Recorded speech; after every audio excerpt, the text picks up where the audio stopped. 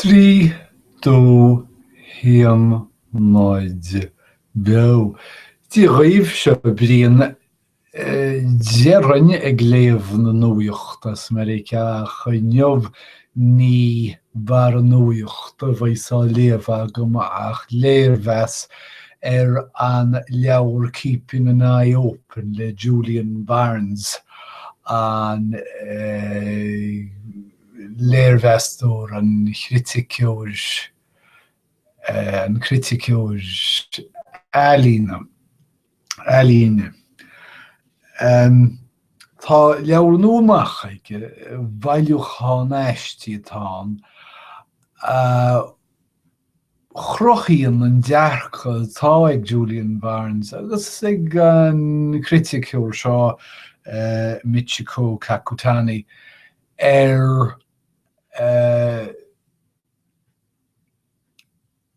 Alien agus an duine.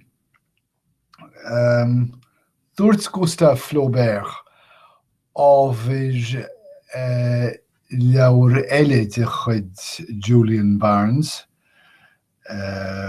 Flaubert's Parrot, nach rá focail mínithe ag teastáil ón mhórthaíochar péinteála.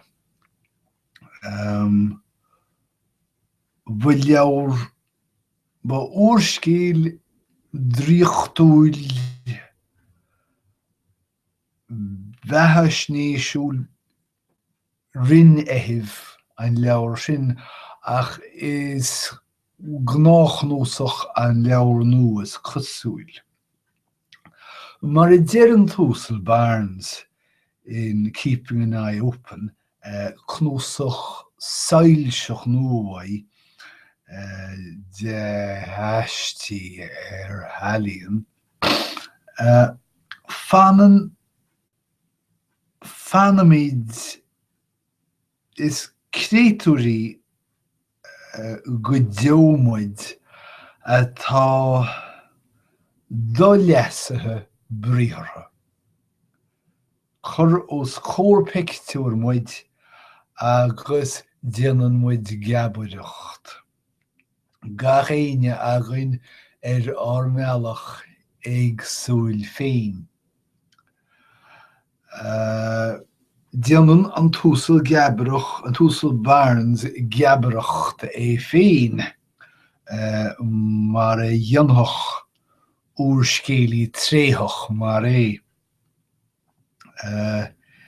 gúsáid na súile sin atá aige a aimsíonn na sonraí éifeachtólas na pictiúirí. Gúsáid a iomas scéal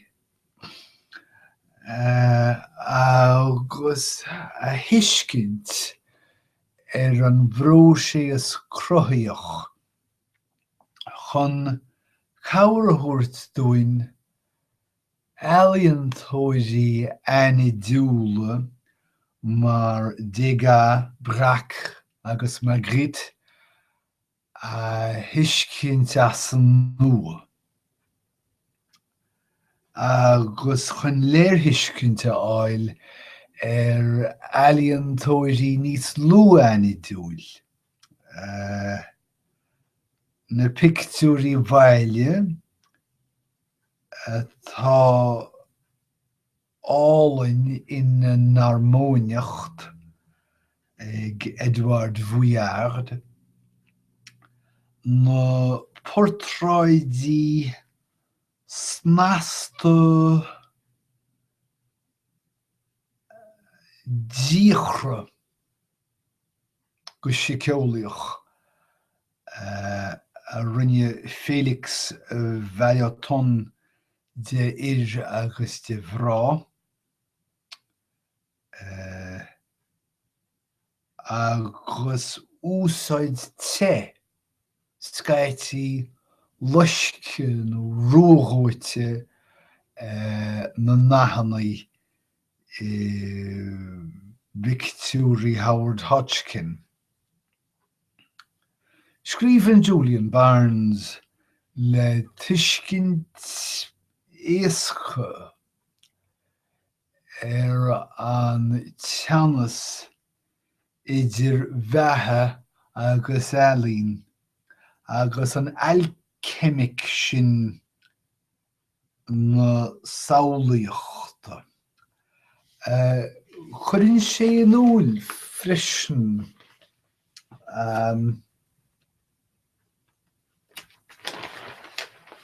Gan leis cíal.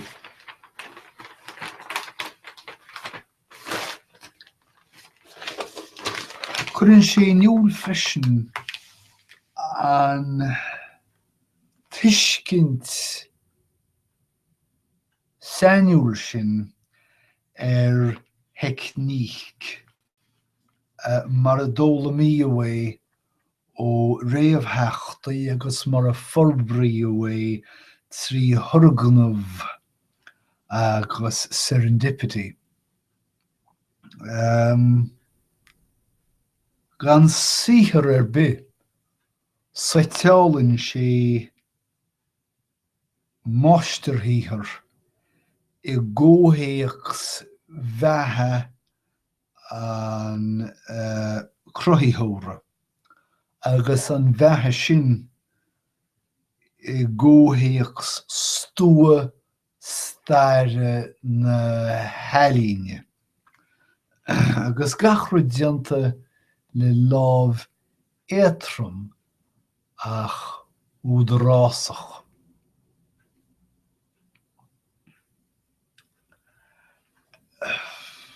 Tugann sé rábha faoin ghúis sin trí nár féidirlín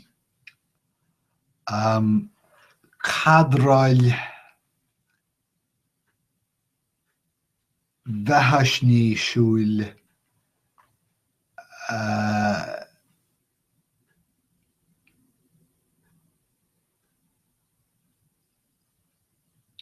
trí nár féidir don cadráil sin tionchar bheittheige ár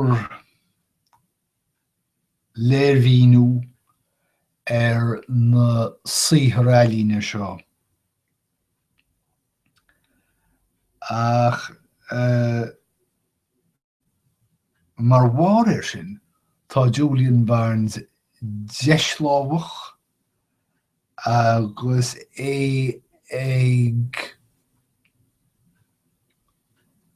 bhaint tuiscinne as an meallach inar féidir le meonta na nealaíontóirí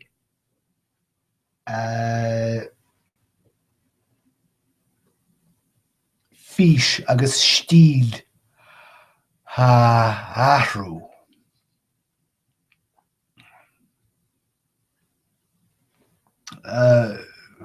Mar shampla, déanann sé codarsnacht idir saothar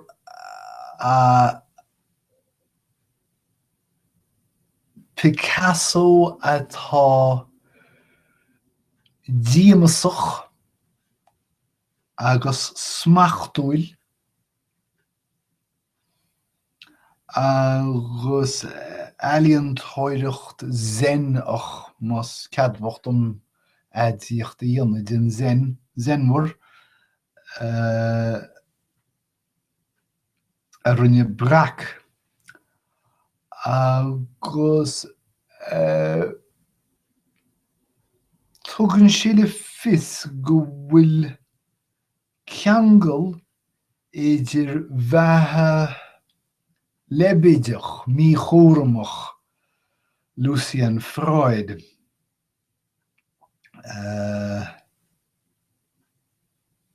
in raibh sé mídhílis rís agus rís eile inar réab sé trína scórtha leanán agus ina ndearna sé athair de féin ceithre thuair déag agus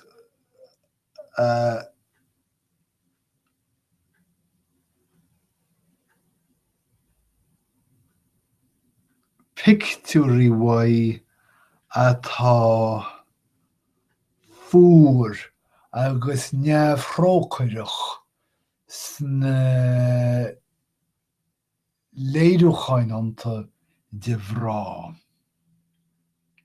Is ronítar na hábhair sa chnúsach haistí seo tugrú. Is cosúil gur scríbhú na haistí seo mar obair iriseóra. Agus dá réir sin ní eachtar stúas sa leabhar é féin, ach ní idir an mí bhuntáiste sin, ní léir é sin. Scríbhann an túsal Barnes ní mar scoláire, ach mar amatéireach ciacrach agus smaointeach. Agus is cosúil gur fiú an leabhar a léamh an tuiscint sin.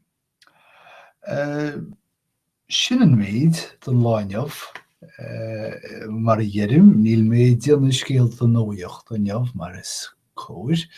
Tá mé ag déanana Léirmheas an leabhar sin. Idir an dálín goim gach rath oribh go léir agus beannacht é oribh go léir go dtí go bheith mu chéile arís. Slán tamil.